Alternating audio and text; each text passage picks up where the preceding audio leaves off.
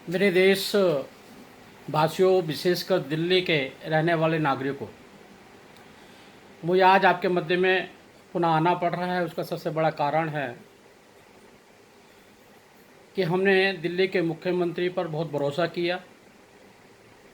आज सबसे बड़ा दुख जब हुआ जब मैंने एक अखबार के अंदर पढ़ा कि दिल्ली के मुख्यमंत्री ने नगर निगम को ज़मीन ढूंढने के लिए बोला है कि 3 शमशान घाट और बनाने हैं जिसमें लोगों का अंतिम संस्कार किया जाए।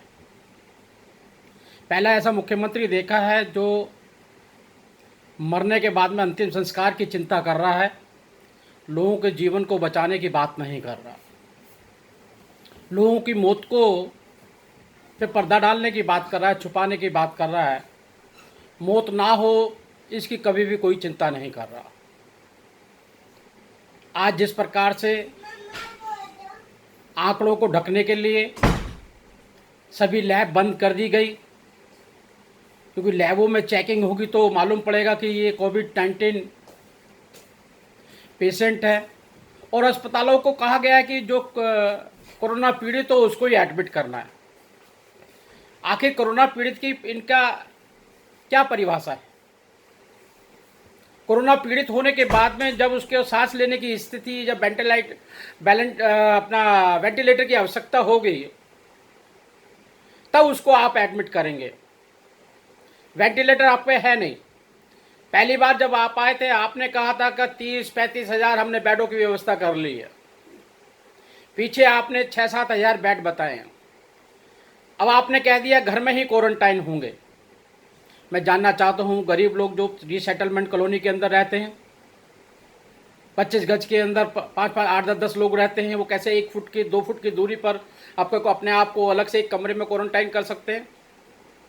कैसे वो झुग्गी झोपड़ियों में रहने वाले लोग अपने आप को क्वारंटाइन कर सकते हैं? किस प्रकार से दिल्ली के अंदर एक मौत का खेल खेला जा रहा है और आपको जरा सी भी परवाह नहीं है।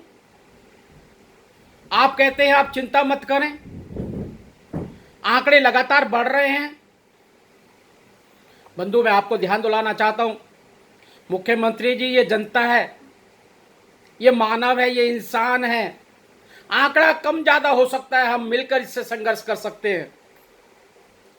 आंकड़ा बढ़ भी गया तो काय की चिंता है? आप इलाज तो करो ना आप उनका, आप प्राथमिकी तो उनकी पूरी करो। आप लगातार कहते हैं कि हम पे पैसे नहीं है। मैं जानना चाहता हूं, पुलिस की तनख्वाह दिल्ली के अंदर केंद्र सरकार देती है, डीडे की तनख्वाह केंद्र सरकार देती है, एमसीडी का खर्चा केंद्र सरकार देती है, 3 महीने का खाद्य सामग्री केंद्र सरकार ने दी है, सबके अकाउंटों के अंदर खाद्य सामग्री और पैसा, नगद पैसा केंद्र सरकार ने दिया है। किसानों को 2000 रुपया केंद्र सरकार ने दी है। गैस फ्री केंद्र सरकार ने दी है। आपको किस लिए कह रहे हैं आप पैसे की कमी है? आपने दारू खोल दी, दारू पे टैक्स बढ़ा दिया, कोरोना टैक्स। अरे ऐसे भी तो राज्य हैं जो दारू बेचते ही नहीं है, दारू सप्लाई ही नहीं होती, दारू से कमाई नहीं है जिनकी। गुजरात है उसमें, हरियाणा है उसमें।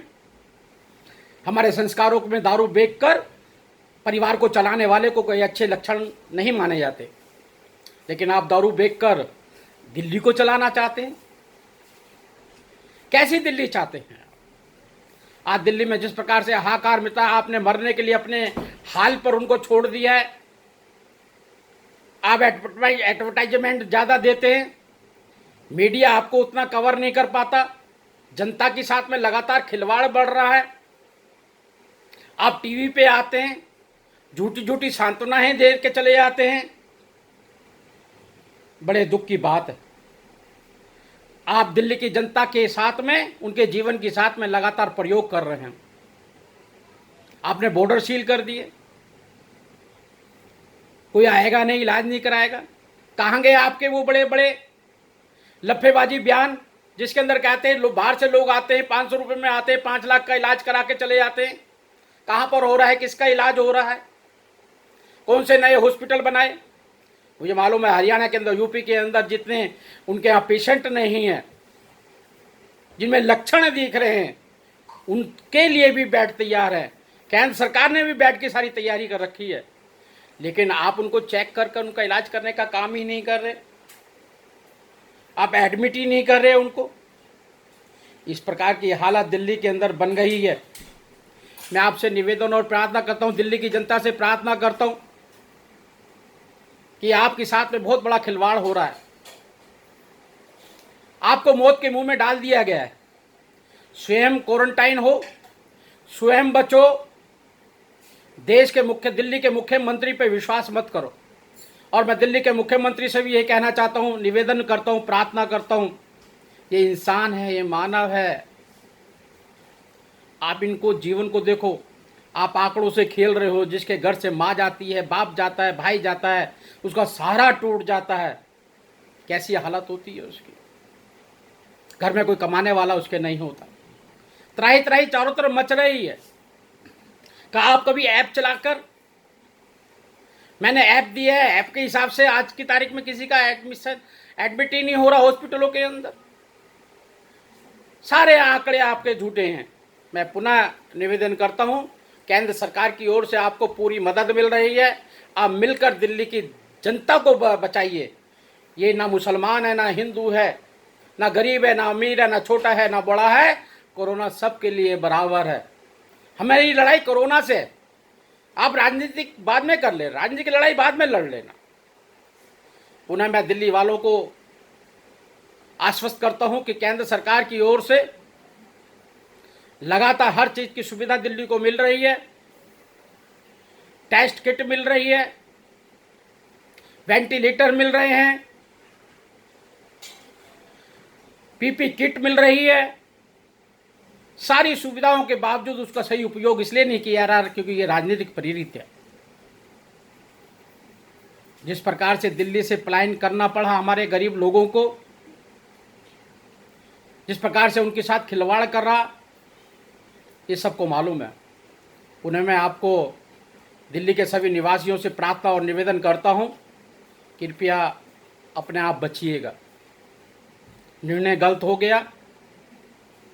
गलत मुख्यमंत्री जो आपके जीवन से लगातार प्रयोग कर रहा है, उसकी प्रयोगशाला से बचिए, स्वयं को बचाएं, आत्मनिर्भर भारत बनाएं, तभी आप और हम जिंदा रह सकते हैं। बहुत बहुत धन्यवाद।